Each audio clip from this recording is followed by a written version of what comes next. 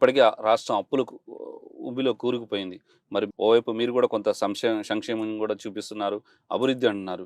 ఇవన్నీ సాధ్యమవడానికి ఉందా? ఖచ్చితంగానండి. చంద్రబాబు నాయుడు గారు విషన్ ఏందంటే, డెవలప్‌మెంట్ చేస్తూ సంక్షేమాలు చేయాలనేది. ఫర్ ఎగ్జాంపుల్ ఆ రోజు హైదరాబాద్‌లో మాదాపూర్‌లో ఒక్క ఐటీ బిల్డింగ్ కట్టాడు ఒక్కటి. హైటెక్స్. దాన్ని కట్టేటప్పటికి హైటెక్ సిటీ రచ్చ చేశారు. కానీ ఈరోజు దానివల్ల లక్షల మంది ఈ దేశంలో ఉద్యోగాలు చేస్తున్నారు. ఇతర రాష్ట్రాల్లో చేస్తున్నారు.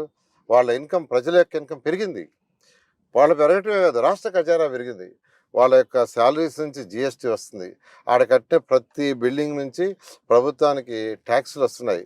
ఆ బిల్డింగ్‌లు కట్టడం వల్ల, రిజిస్ట్రేషన్ వల్ల మున్సిపాలిటీకి ట్యాక్స్ వచ్చినాయి. ఇట్లా ఇన్‌కమ్ మల్టిపుల్ అవుతది.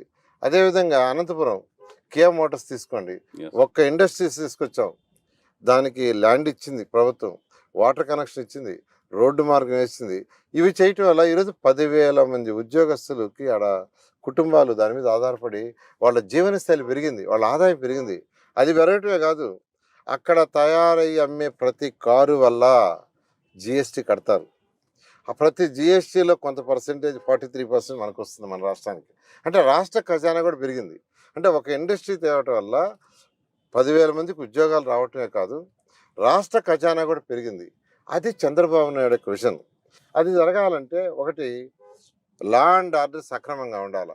ఇతర దేశాల నుంచి మన దేశానికి, మన రాష్ట్రానికి ఇండస్ట్రీస్ పెట్టాలంటే 2 ప్రశ్నలు అడుగుతారు వాళ్ళు. ఒకటి, లా అండ్ ఆర్డర్ ఎలా ఉంది మీ రాష్ట్రంలో? రెండోది, కేంద్రంతో సంబంధాలు మీకు ఎలా ఉన్నాయి? యెస్. ఈ 2 క్వశ్చన్స్ అడుగుతారు, ఇంకేం అడగరు.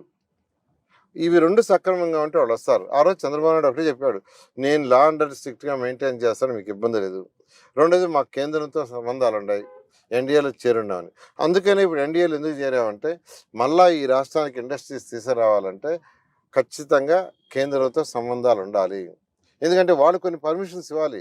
ఆర్బీఐ పర్మిషన్స్ కావచ్చు, లేదా పొల్యూషన్‌కి సంబంధించినవి కావచ్చు, ఎన్విరాన్మెంట్‌కి సంబంధించి కావచ్చు. ఇవన్నీ చేయాలంటే కేంద్రం యొక్క సపోర్ట్ కావాలి.